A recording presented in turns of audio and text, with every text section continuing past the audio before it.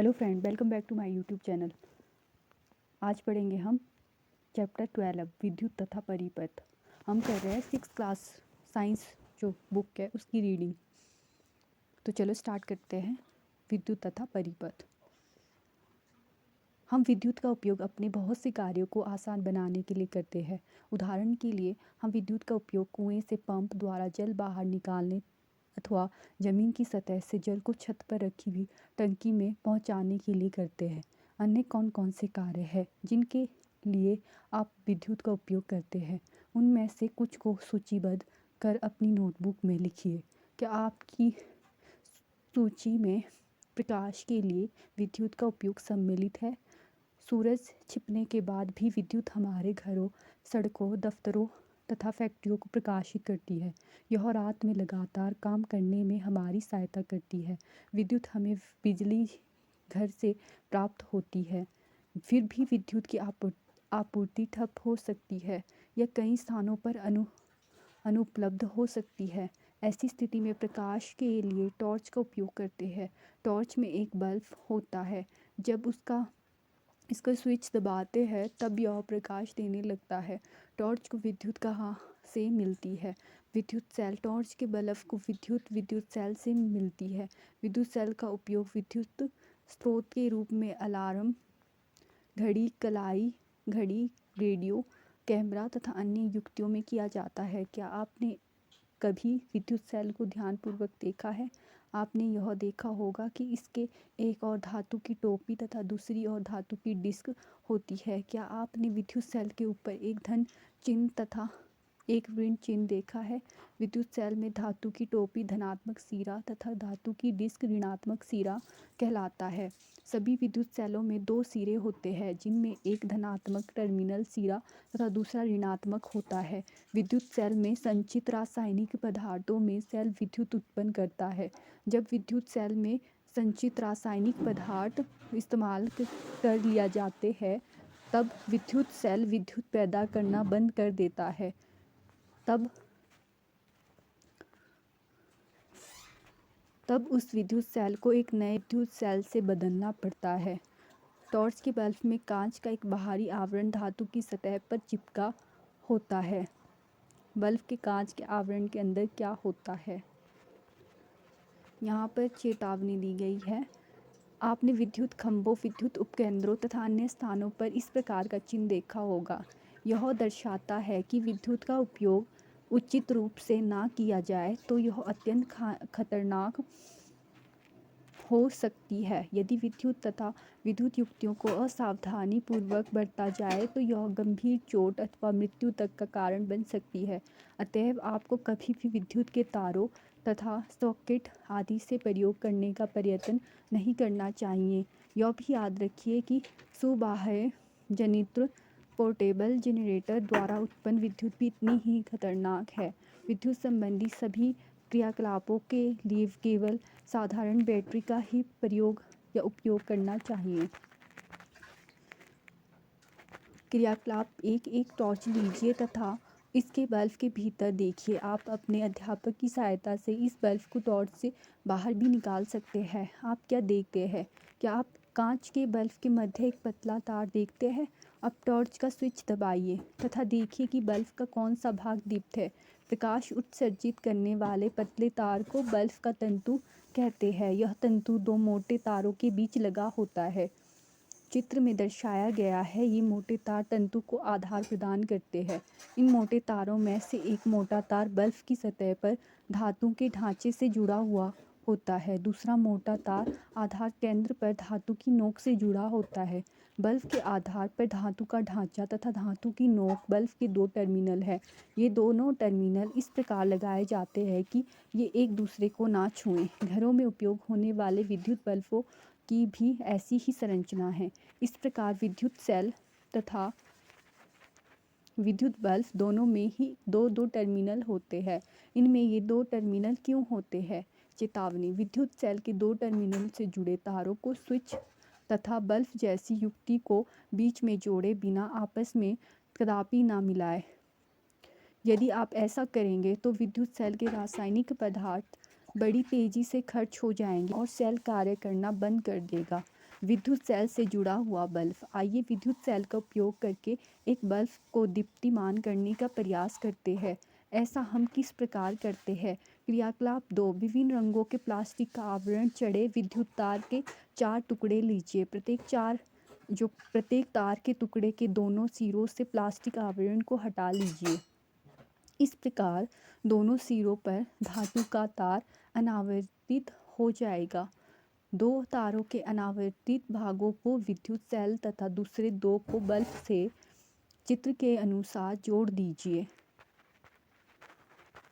Bulb के साथ तारों को जोड़ने के लिए आप विद्युत रोधी टेप, बिजली के मिस्त्रियों द्वारा उपयोग की जाने वाली और सेल के लिए रबड़ बैंड या टेप का उपयोग कर सकते हैं। अब बल्ब तथा विद्युत सेल को अलग अलग 6 भिन्न ढंगों से जोड़िए, जैसा कि चित्र से दर्शाया गया है। प्रत्येक व्यवस्था में देखिए कि बल्ब दीप्त है या नहीं। प्रत्येक व्यवस्था के लिए हाँ या नहीं लिखिए। अब इन व्यवस्थाओं को ध्यानपूर्वक देखिए जिनमें बल्ब दीप्त होता है। इन व्यवस्थाओं की तुलना दूसरी व्यवस्थाओं से कीजिए जिनमें बल्ब दीप्त नहीं होता है। क्या आप इस अंतर का कारण ज्ञात कर सकते हैं? चित्र में विद्युत सेल के एक टर्मिनल से प्रारंभ करके अपनी पेंसिल की नोक को तार के अनुदिश बल्ब तक लाइए। अब बल्ब के दूसरे टर्मिनल से प्रारंभ करके विद्युत सेल से जुड़े दूसरे तार के अनुदिश पेंसिल की नोक को लाइए। इस कार्य को चित्र की तरह शेष व्यवस्थाओं के लिए दोहराइए। क्या उन व्यवस्थाओं में बल्ब दीप्त होता है जिनमें सेल के एक टर्मिनल से वापस दूसरे टर्मिनल तक पहुंचने में पेंसिल को ऊपर उठाना पड़ता है? विद्युत परिपथ। क्रियाकलाप 2 में आपने विद्युत सेल के एक टर्मिनल को तार द्वारा बल्ब से होते हुए विद्युत सेल के दूसरे टर्मिनल से जोड़ा है। ध्यान से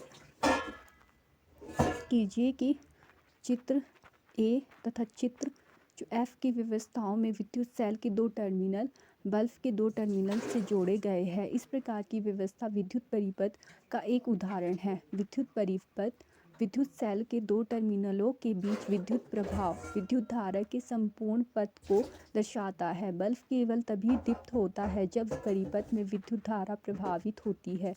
किसी विद्युत परिपथ में चित्र में दर्शाए अनुसार विद्युत धारा की दिशा विद्युत सेल के पॉजिटिव टर्मिनल से नेगेटिव टर्मिनल की ओर होती है। जब बल्ब के टर्मिनलों को तार के द्वारा विद्युत सेल के टर्मिनलों से जोड़ा जाता है तो बल्ब के तंतु से होकर विद्युत धारा प्रभावित होती है। यह बल्ब को दीप्तिमान करती है। कभी कभी विद्युत बल्ब विद्युत सेल से जुड़े होने पर भी दीप्त नहीं होता है। ऐसा बल्ब के फ्यूज होने के कारण हो सकता है। फ्यूज बल्ब को ध्यानपूर्वक देखिए। क्या इसका तंतु अक्षुण्ण है? विद्युत बल्ब कई कारणों से फ्यूज हो सकता है। इनमें से एक कारण बल्ब के तंतु का खंडित होना। बल्ब का तंतु खंडित होने के कारण विद्युत सेल के टर्मिनलों के बीच विद्युत धारा का परिपथ टूट जाता है। इसलिए फ्यूज बल्ब के तंतु से विद्युत धारा प्रभावित न होने के कारण यह दीप्तिमान नहीं होता है।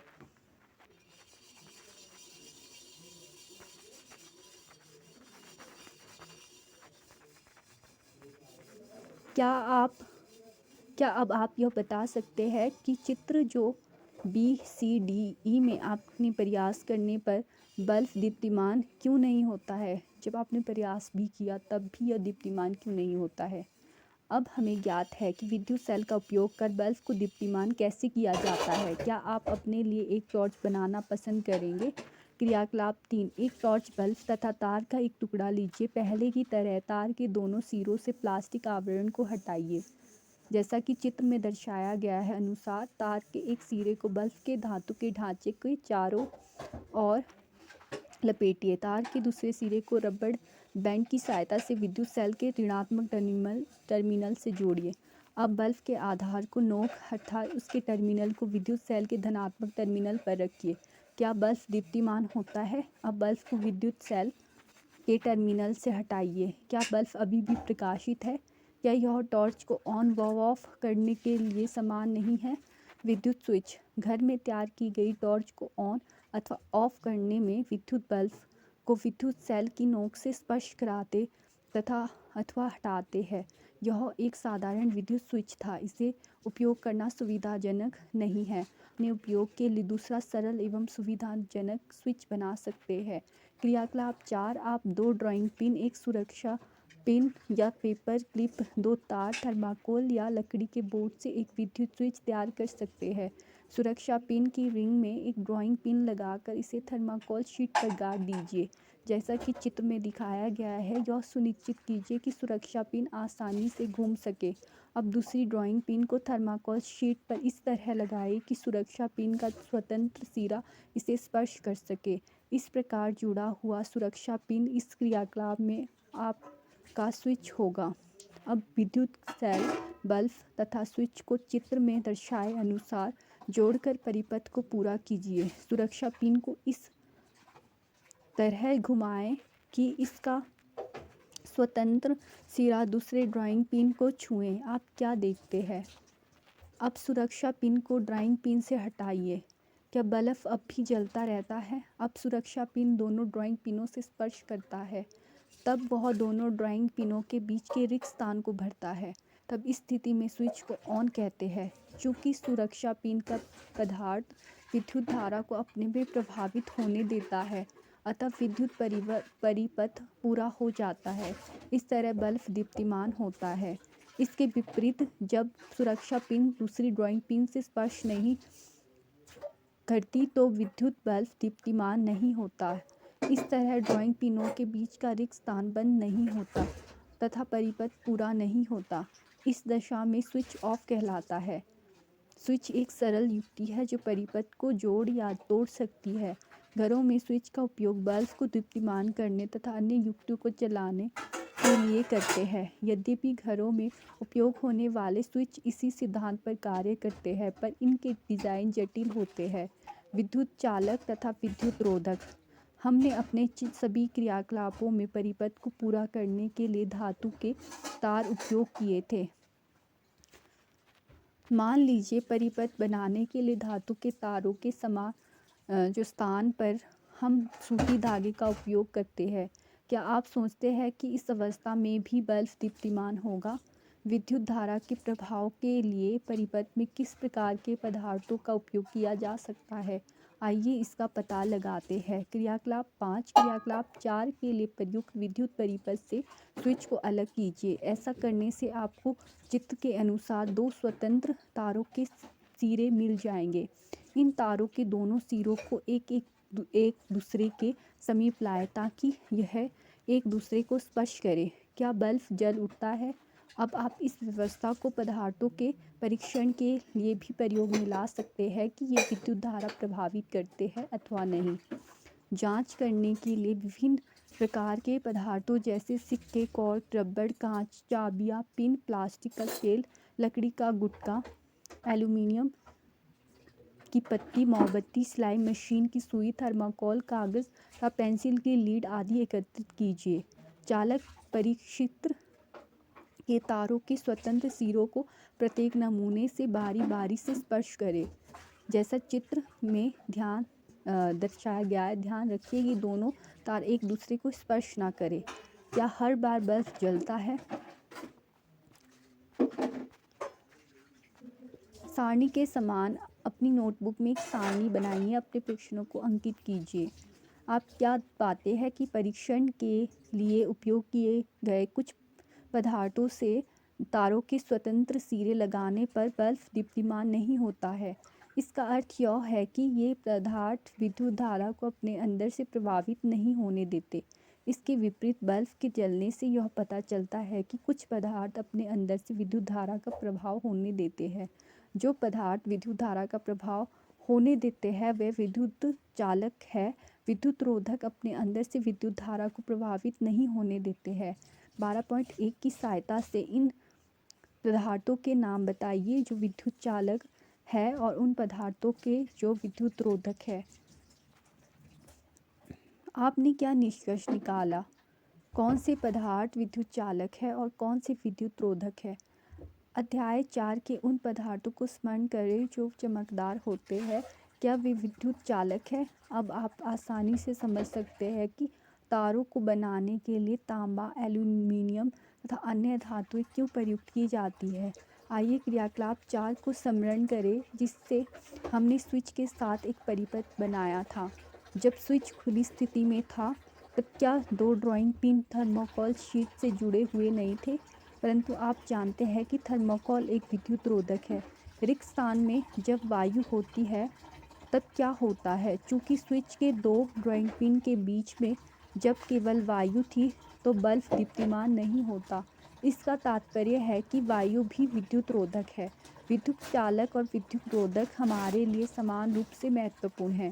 स्विच, विद्युत प्लग, सॉकेट, सुचालक पदार्थों से बनाए जाते हैं।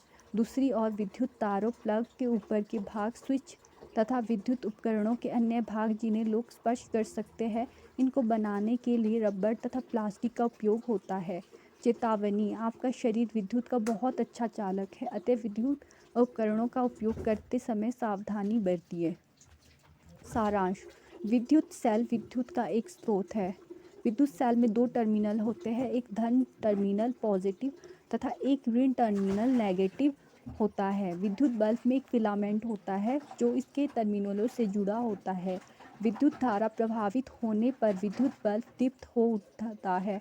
बंद विद्युत परिपथ में विद्युत धारा विद्युत सेल के एक टर्मिनल से दूसरे टर्मिनल तक प्रभावित होती है। स्विच एक सरल युक्ति है जो विद्युत धारा के प्रभाव को रोकने या प्रारंभ करने के लिए परिपथ को तोड़ता अथवा पूरा करता है। जिन पदार्थों से होकर विद्युत धारा प्रभावित हो सकती है वे विद्युत चालक कहलाते हैं। जिन पदार्थों से होकर विद्युत धारा प्रभावित नहीं हो सकती है वे विद्युत रोधक कहलाते हैं। 12 है विद्युत तथा परिपथ। उसमें कुछ इम्पोर्टेंट जो टर्म है वो इस प्रकार से है। विद्युत: किसी चालक में विद्युत आवेशों के बहाव से उत्पन्न ऊर्जा को विद्युत कहते हैं। विद्युत के प्रकार: स्थिर विद्युत आवेश के रूप में होता है और इसे अधिक मात्रा में उत्पन्न नहीं कर सकते हैं। गतिशील विद्युत का उत्पादन बहुत अधिक मात्रा में किया जा सकता है। विद्युत सेल धनात्मक: विद्युत सेल में धातु की टोपी धनात्मक सिरा कहलाता है। ऋणात्मक: धातु की डिस्क ऋणात्मक सिरा कहलाता है। विद्युत सेल में संचित रासायनिक पदार्थों से सेल विद्युत उत्पन्न करता है। तंतु: प्रकाश उत्सर्जित करने वाले पतले तार को बल्ब का तंतु कहते हैं। विद्युत परिपथ: वह पथ जिसमें इलेक्ट्रॉन एक बिंदु से दूसरे बिंदु तक प्रभावित हो सके विद्युत परिपथ कहलाता है। विद्युत परिपथ 4 प्रकार के होते हैं। खुला परिपथ मीन्स ओपन, और जो बंद परिपथ, और लघु परिपथ तीसरा, और चौथा है लीकेज परिपथ। विद्युत परिपथ: विद्युत धारा की विद्युत सेल के पॉजिटिव टर्मिनल से नेगेटिव टर्मिनल की ओर होती है। जब बल्ब टर्मिनलों को तार के द्वारा विद्युत सेल के टर्मिनलों से जोड़ा जाता है तो बल्ब के तंतु से होकर विद्युत धारा प्रभावित होती है। यह बल्ब को दीप्तिमान करती है। विद्युत स्विच: विद्युत बल्ब को ऑन अथवा ऑफ करने में विद्युत सेल की नोक से स्पर्श कराते अथवा हटाते हैं। विद्युत चालक: जिन पदार्थों से होकर धारा प्रभावित हो सकती है विद्युत चालक कहलाते हैं। उदाहरण के लिए चांदी, तांबा, एल्यूमीनियम आदि।